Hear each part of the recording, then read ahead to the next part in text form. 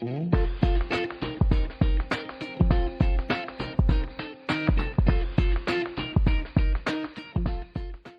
everyone. Thank you for joining us today for the second episode of Humber Advising and Career Services Alumni Sessions.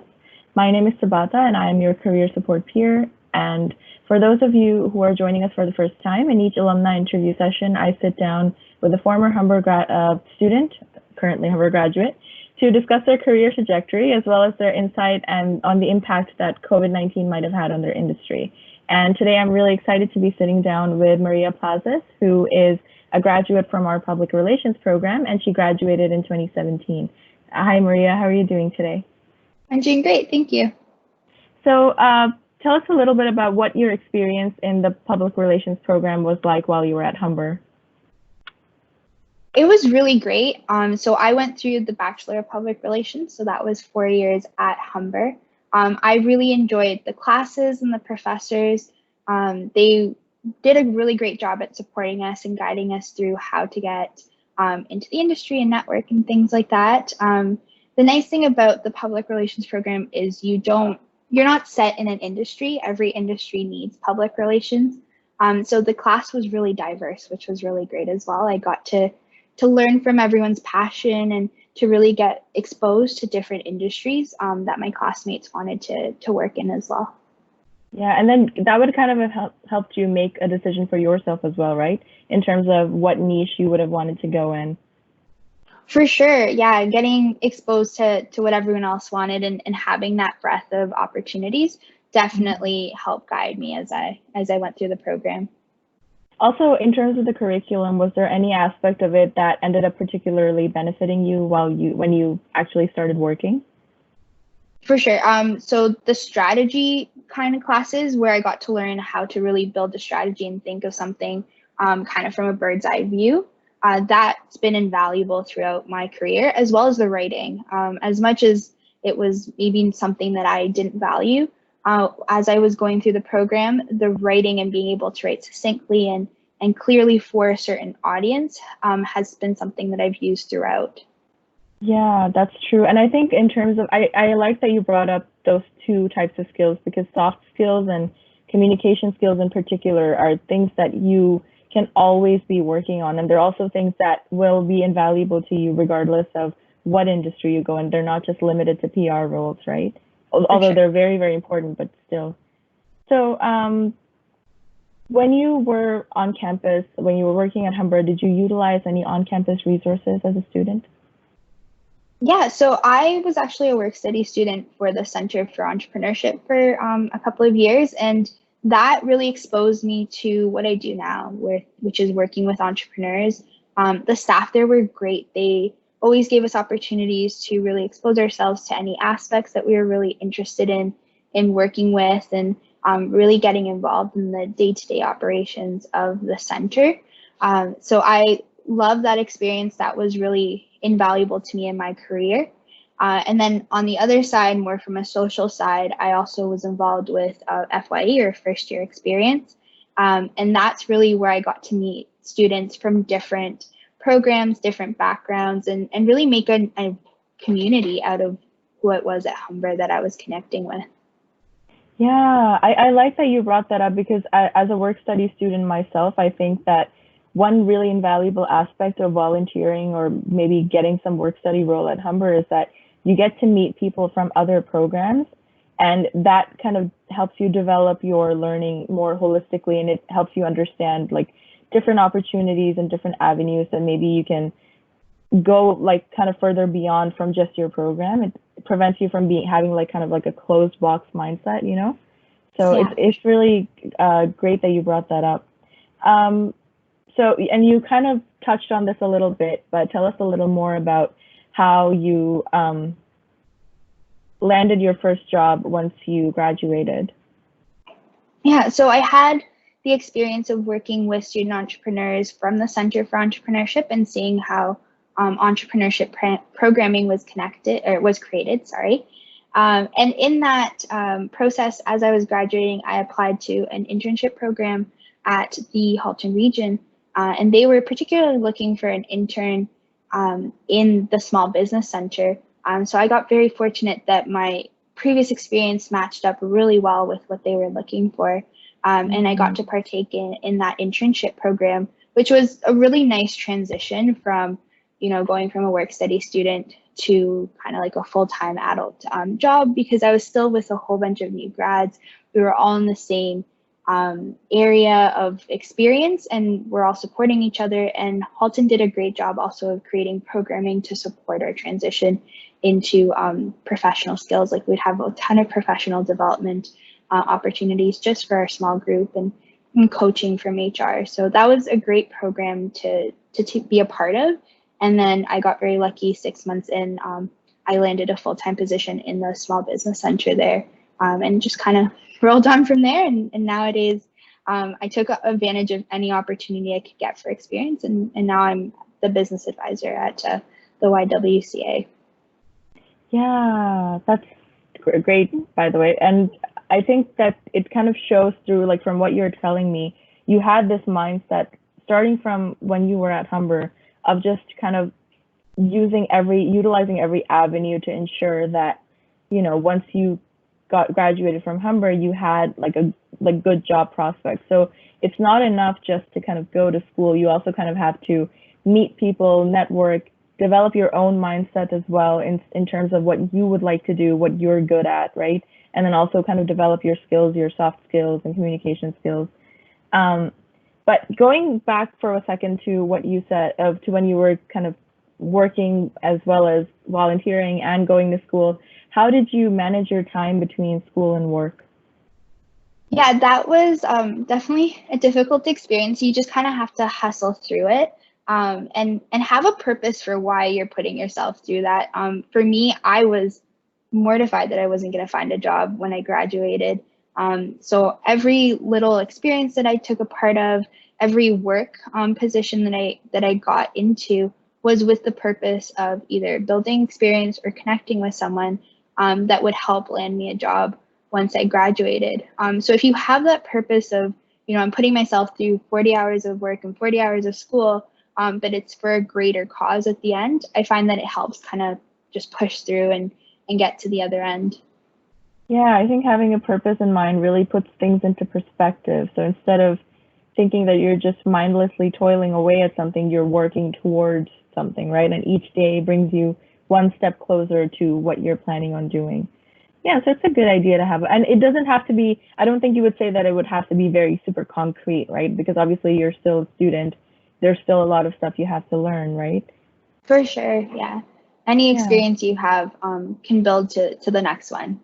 Mm-hmm. And the more experiences you have, the more you develop your understanding, and the more it's easier for you to kind of gauge what you want to do as well. So,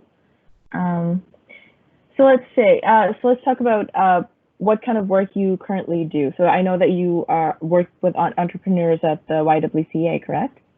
Yeah, so at the YWCA, I'm one of the business advisors for their Women's Enterprise Center. So we support women that are looking to start a business.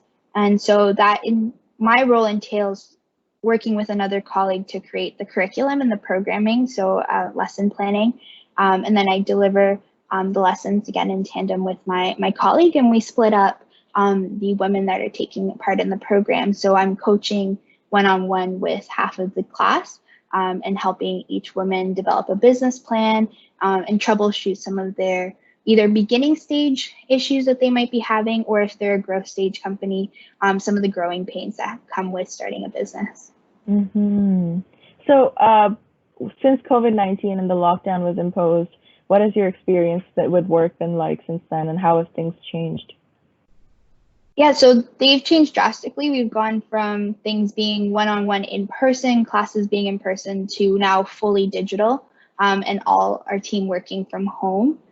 So we're utilizing a lot more technology, Zoom calls, figuring out ways to manage booking appointments through more digital tools, as well as offering feedback through digital tools. So I would say it's gone a lot more online.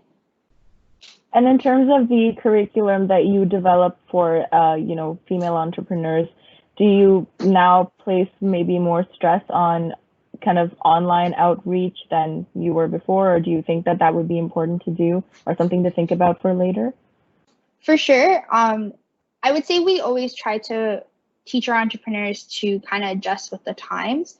And that's a lesson that consistently gets told. But for definitely for the curriculum right now, we spend more time talking about what digital marketing looks like, what having an Instagram strategy might look like, and how to manage an online website. For the nature of our program, a lot of the women that partake are either going to be more retail, Main Street business, or more freelancers. So those are the two industries that are kind of struggling to readjust at this time. So we do focus more on technology. And as they started, we were actually midway through a cohort when the pandemic hit. So we definitely spent the second the latter half of the program in our coaching, trying to make sure that we talked about readjusting and reading the signs of the market and things like that. Yeah, because I think you said earlier that when we were talking before that with entrepreneurs, it's really important to see things coming from, far away, right? That's Yes. part of what could, because that helps you with risk management and everything. So yeah, that makes sense.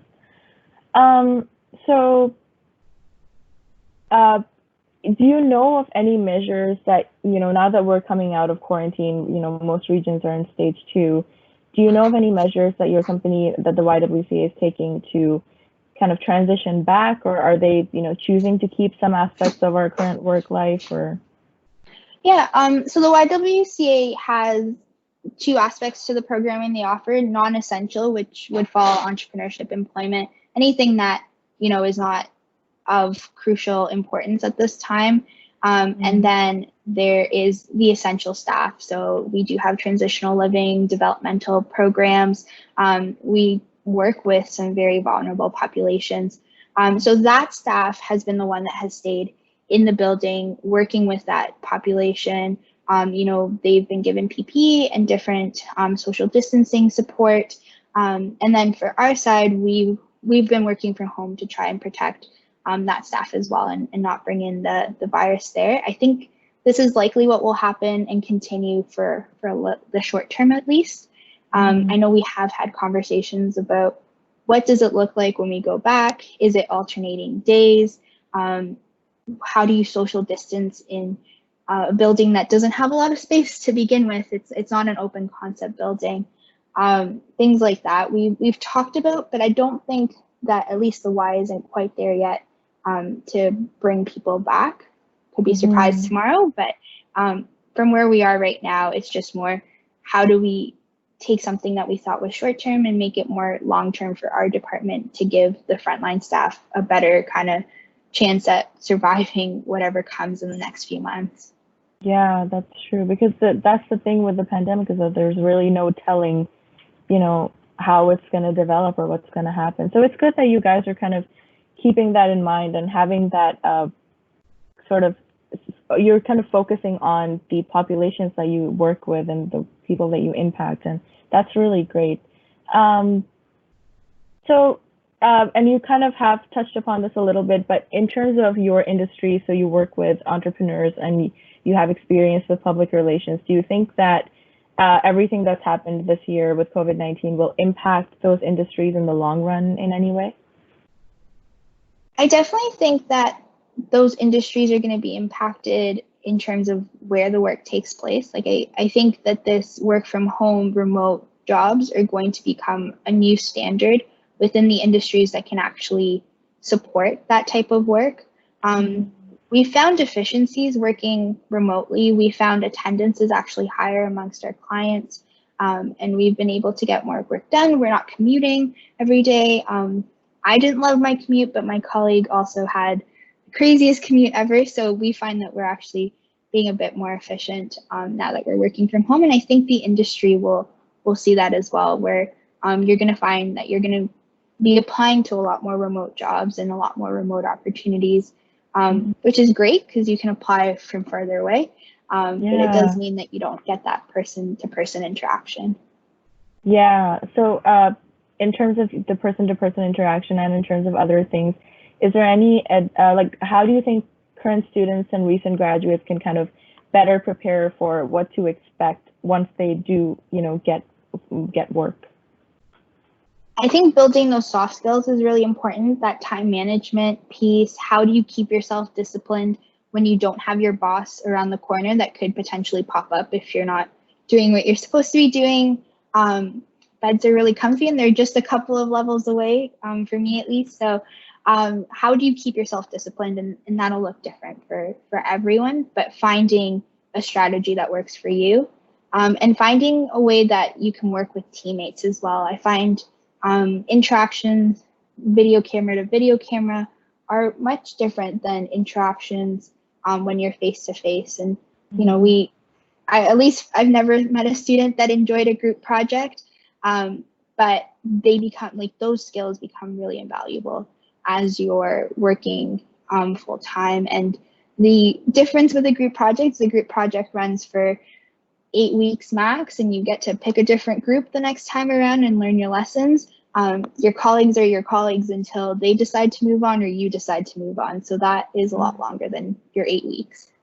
Yeah, that's so true. And also in terms of the group project thing that you brought up, I think that's I completely agree with you. I don't think I've ever met a single student who didn't have something negative to say about group projects, but I can imagine it must be difficult if you are paired up, or if you have somebody on your team who's someone who's kind of a little difficult to work with. That problem must be exacerbated when you're working remotely because you don't really have that kind of one-to-one communication per se, right? So I think the more you throw yourself into a group project and get through that discomfort while you're in school, the better it could be at work. And also in terms of developing grit and everything, I think that those are great points that you brought up. So is there any advice or any other advice that you would like to give to current students and new graduates? Yeah, for current students, I would say definitely keep your eye out on where the market's going. Kind of explore what's upcoming and make sure that you use time that you're going to be in school to upgrade those skills as well. And again, kind of going back to the soft skills, I can never put enough emphasis on using your time in school to build those soft skills. For new graduates, I would say, keep pushing, keep your head up. I know that this is a very weird and disheartening market to graduate into, because nobody knows what's going on. Even the people that have worked for 35 years and are about to graduate, this threw everyone for a loop.